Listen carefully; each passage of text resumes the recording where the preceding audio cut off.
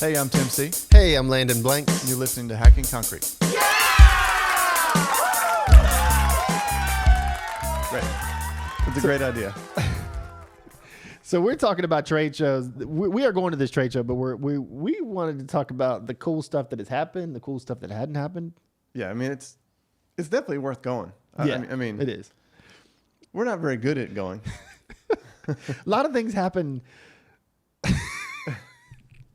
A lot of positives, a lot of things. But why aren't we good at this? We might fit in better in Ohio than we did in Las Vegas. Yes. Because there's multiple things that happened in Las Vegas that didn't need to happen. That are unique to Las Vegas.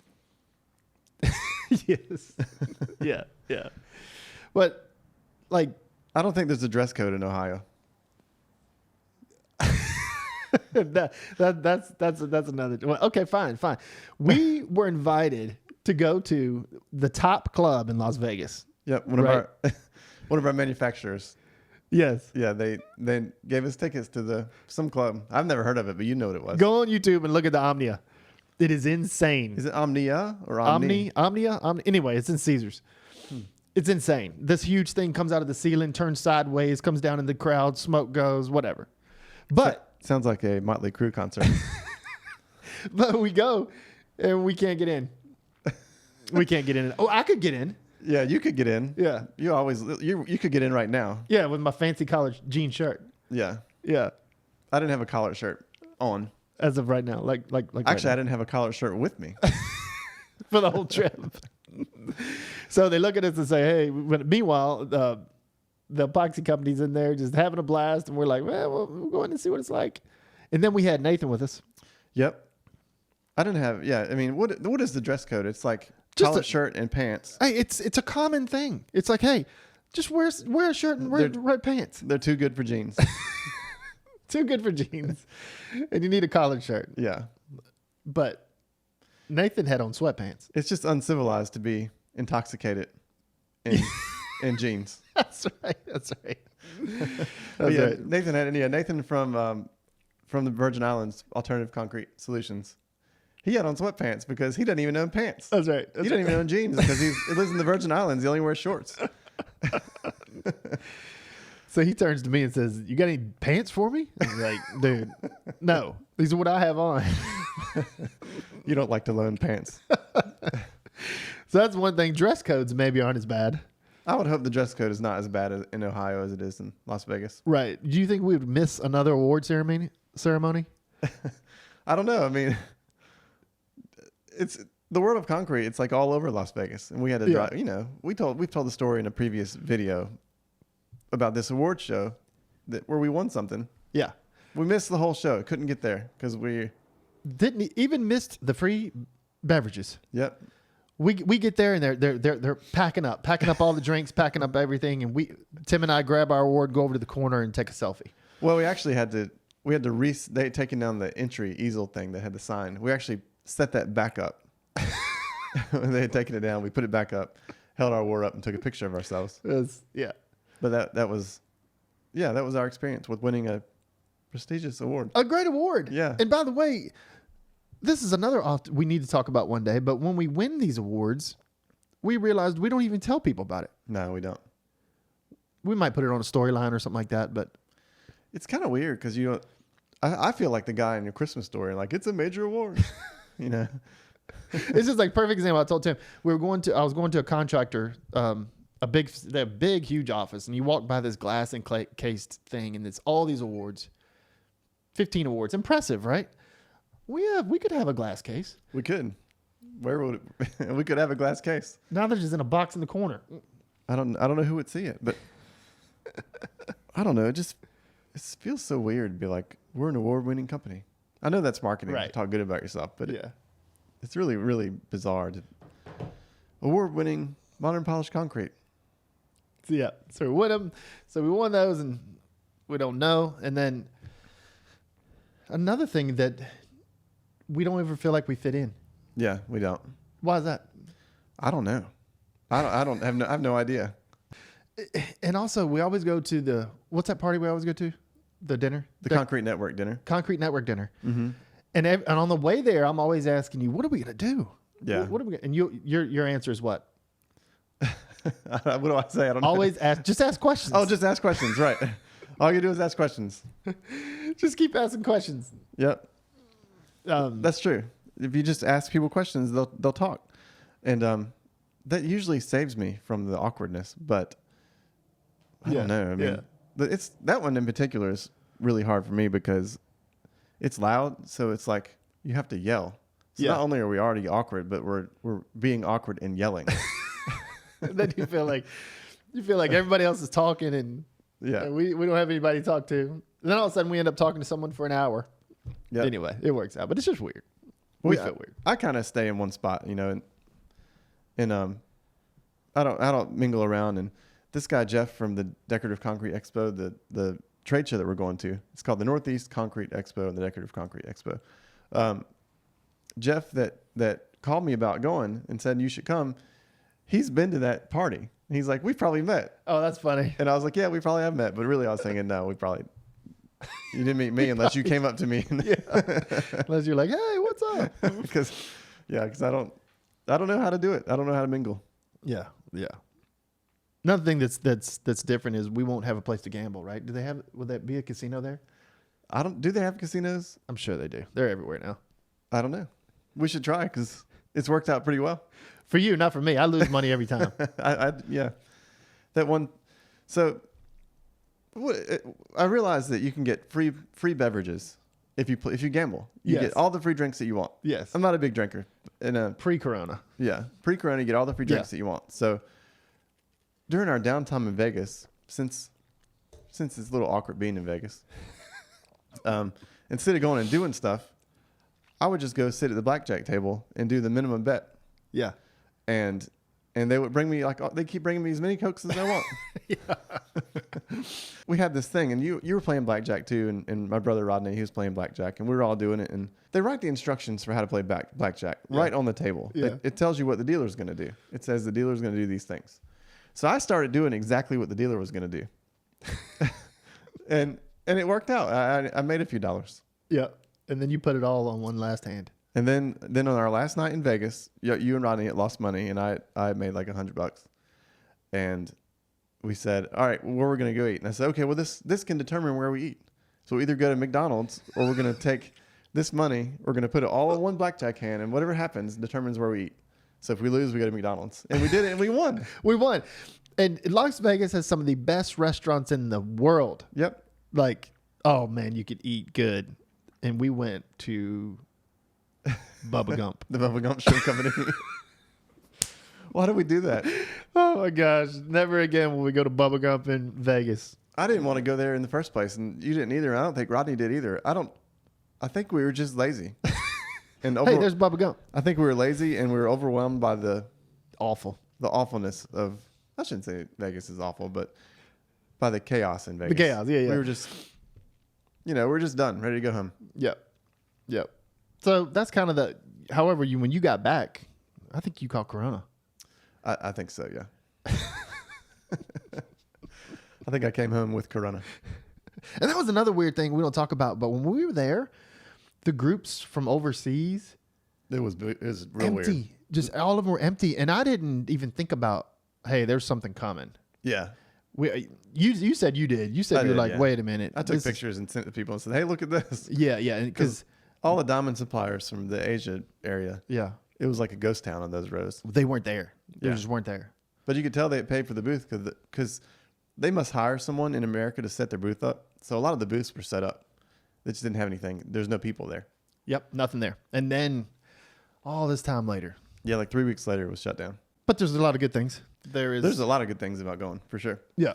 This the Decorative Concrete Expo is good for me this year because the World of Concrete is in June, and I just don't see us having time to go in June. I mean, it's where we're killing it. I mean, not killing it, but it's where everybody's so busy. Yeah. I think a lot of people are going to miss out. That's a make hay while the sun shines on that scenario. Yeah, so that's why I was pumped about this one. Yeah. So we could go and check it out. I've heard about it for years, and we've talked about going, and it's always a month after World of Concrete, so we've never made time to go because, to be honest, once a year World of Concrete wears me out. Yeah. And but going to this year, I'm excited to go because, I mean, maybe that'll be our new thing. Maybe we'll go to this one instead because this one is specific for our industry. Like it's the Decorative Concrete Expo. That's what we do. Right. The World of Concrete is such a big trade show, and it's, we've met some people there who don't do decorative concrete things like Taylor. It's nice meeting people like that on that side of things, but it'll be cool to go to this, and everywhere will be something that is interesting to us. Yeah, and the reason why these are key is because we are always trying to trying to grab something that will help us become more profitable, help us save more time, help us stay ahead of the curve, always be in front of the industry. It's funny because it's usually, I know it's about profit, but it's really about time savings. True. We're just trying to get to the next job as quick as we can. What can we do? Yeah. So my favorite thing is new technology.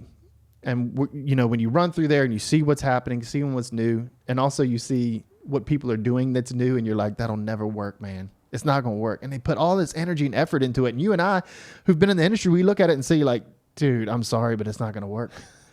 And sure enough, like 2 years later, they don't make them anymore. Right. It's like, man, why can't you just see this? Sometimes we get in our own way with this stuff, and I've done that plenty. Yeah. But the things that have changed for me, like just the simple little things like we see, like the Rac-a-tac. Oh, yeah. The Rac-a-tac, that's a cart you crawl around on to do edges. And I don't know if we can show a picture or whatever. That thing right there is incredible for just getting through the day. Yeah. Edging concrete. It just increases your comfort level. Yeah. And it's funny that makes such a difference. But I guess if you're edging all day, you have to find some way to improve it because you can't crawl around all day. Right. It's dreadful. So stuff like that. And then Collomix has been huge for us. They have been. Yep. They really have been. I mean, who would think that the type of mixer would make a difference?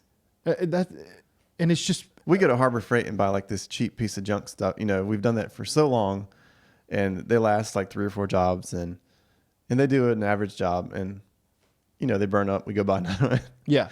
The idea of spending a premium on a mixer, it seemed crazy, but then when we finally got one, we got the Collomix mixer, and we used it on that metallic epoxy job, the mixer with the stand, and that like changed everything for us. Right. And we're not. Collomix hasn't asked us to say anything, or they don't pay us anything. Rac-a-tac or anything nobody's asked us to do any of that. We're just telling you, hey, the productivity with what they developed. How much would you say? 30% more fit time? I mean, on that metallic job, it depends on the job. Like on the little jobs, it's not that big of a deal to use a cheapo mixer, if you're only doing tiny things. But on something like Sequest, where we had to mix 500 gallons of epoxy, that saved us. Previously when we do metallic epoxy, we have to blend the metallic pigment ahead of time. So we'd have had to have bought like 100 buckets, and we'd have had to have blended that stuff in all the buckets ahead of time. Mm-hmm. And had, 100 gallons, 200 or 300 gallons just sitting there ready to be mixed, like the color ready to be mixed with the B so it can go be put down. Whereas the Collomix mixer made it to where we could blend color and mix the part B in it all in one shot. So we were going from nothing to mixed batches in about 3 minutes. Right. It's a pretty big deal because the other way it would have taken double that time. Sure. So 50% time savings and get the job out. Customers are happy. Yeah. And what we were seeing for years too on the other on the polishing side were the trowel machines. Yeah. And you had been after ever since we saw it, you had been wanting to get it. I was like, no, I don't buy it. Like there's no way that's polished concrete. It's a fake shine. It's a faux shine. Yeah, it's faux. It's a faux shine. This is the way we've done it for years. This is the way the industry started, and this is the way it is. Boom, boom, boom. But we're going and we're seeing these. You're seeing that they're getting the same readings. It is polished concrete. They're not adding a topical coat on it to give it a shine. The same chemicals that you use. The same chemicals. And all of a sudden you start looking at it and you're like, wait a minute, the point pressure per head, these machines weigh 1,500 pounds, 1,600 pounds. Yep. The point pressure on diamonds, just what you're trying to get when you're polishing. So what brought us into that was we had seen it for years. We're like, all right, we probably need to get one. But we were currently on a job that was 40,000 square feet that needed to be polished. And we had like a tight timeline. And it is one of our most important jobs to date. Yeah. Yeah. And we're always like, I'm always like, no matter what, we'll get the job done. I'm not worried about it. Well, the first time ever, we'd been there about a week and we had done 1,000 square feet or something. And I called Tim up and I was like, Tim, we need to talk about a trowel machine. Yeah. And that was an absolute game changer for us. Yeah, it really was. It was funny because the GC was, he told us we weren't going to make it. Yeah. Because you can do the math, 40,000 feet, you've done 1,000 feet in a week. Yeah. We can see you're not going to make it. And it was funny though, because the place we ordered the trowel machine from and a friend of ours came down and helped us learn it. And we went from only having 1,000 feet done to this guy that brought us the machine, and our friend came and helped us learn. Mm-hmm. And over the weekend, now keep in mind that we've only done a couple thousand feet in like a 3 or 4 week period by the time we got the machine. And over the weekend, we did like 10,000 feet. Mm-hmm. Mm-hmm. And it blew the GC's mind. He was just like, yep. What happened? Mm-hmm. And we also developed something that we were actually able to stain that floor that I don't think that most people in the country stain troweled concrete, but we made it work.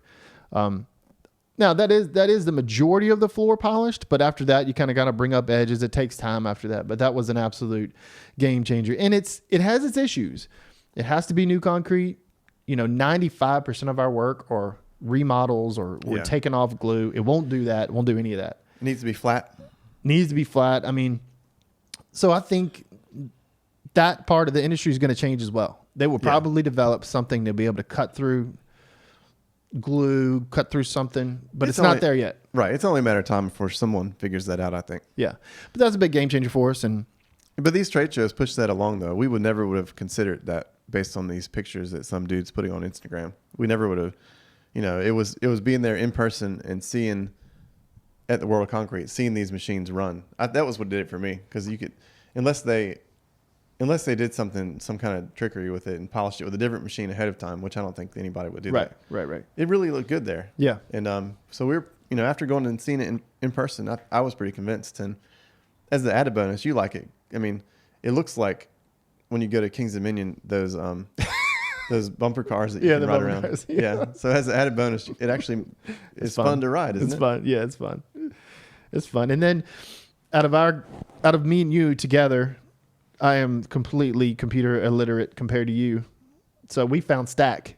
Oh yeah, that's right. We did. Which has been awesome for me because I could do planned takeoffs in no time. Yep. So Stack we used to use Bluebeam, and they canceled their Mac support Bluebeam, which, I mean, come on.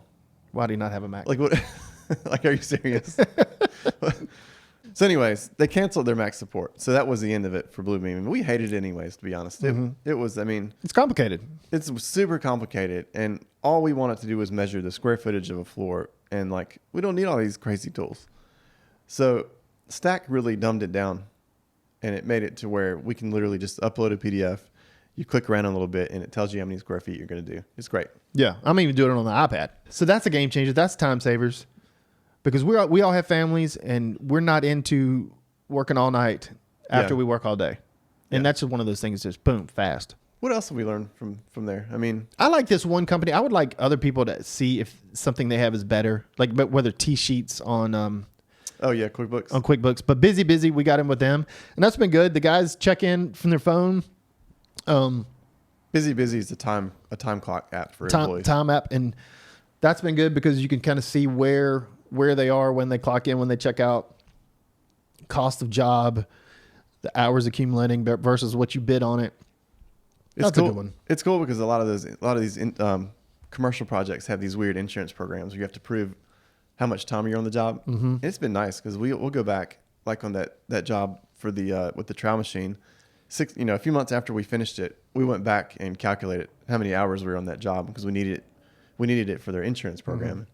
It was awesome for that. I mean, just through the app. Yeah. That stuff is right there available. We get free lunches. I do like a free meal. We tend to get a lot of free meals, which is good. I mean, if I'll sit there and play blackjack just to get free Coke, I mean, I'm all about a free meal. Yeah, which goes along the relationship side. Going back and seeing who we talk with all the time, seeing who we order from, and whether it's Turk or Paul from Westcote, like you. Oh yeah, I mean, we met Paul from Westcote, and it's been cool. Like, it's funny because we met Paul from Westcote, and we met Ernie from Buddy Roads. So we've met these people who are deeply involved in their respect. Paul's the founder of Westcote, and then right. I'm not sure what Ernie's position is, but he knows everything that is going on at Buddy Roads. It's just nice to have an inside contact at these companies so that when something goes wrong, you just call and ask them, and they'll just tell you what to do. It's nice. So really, I mean, we got the good and the bad here on trade shows, which I think this will be a good one. This will be a big one. But the bad is really just us. We're awkward. We're weird. We can't make the timelines, just like jobs. We can't reach the timelines. We don't know what to do when we win something. Yep. We don't tell anybody about it. We don't know how to talk to people. We get demoted from first class on our way back. Jeez. That was one of the only reasons I was willing to go back to Las Vegas. Because you got a good deal on first class. All right, let's do it. Yeah, we bought first class plane tickets, and we were like, we thought we were big time. Going there, flying there in first class, but it's not that big of a deal. I didn't care about the first class though. I just wanted to have first class coming home on that overnight flight. Yes, the leg room. Yep. Anyway, but you got Corona, and we didn't get to go on first class. Yeah, we got demoted, so we went from like being able to lay in like our little bed there in first class to being packed like sardines. Before we wrap it up, the Decorative Concrete Expo is on March 18th and 19th in Central Ohio. Go to decocretesupply.com to get more information. Some of the vendors that are going to be there, we're excited to see Collomix. They're going to be there again. Craft Tool, Proline, Z Countertop Forms, Malish, and Gravicrete, Midwest Rake, and then all the Decocrete products will be there too. There's a bunch of people there. There's a whole list on their website. And then they're also doing a lot of trainings. There's a lot of industry experts that'll be there. Bob Harris, Josh Russell, Rachel Bruce, Greg Hensley, Rick Lobdell. Is that how you say it? What the heck is a liquid metal? Crystal Pelosi. I know all these people. What the heck is a liquid metal? I don't know. Why? There's a liquid metal? What are you talking about? I don't know. I'm just looking through the website. Vendors, it says liquid metal. Oh, cool. I assume that's metallic epoxy, but perhaps it's the Terminator. The T-2000. Anyways, there's a lot of people going to be there. I actually know all those names from they've been around. All these people have been around forever, and they're at all these events. So it'd be good to see all them again. Anyways, we'll be there too, hanging out. Yep. Stop by. If you see us, say hi. And hopefully we'll see you at one of these free meals.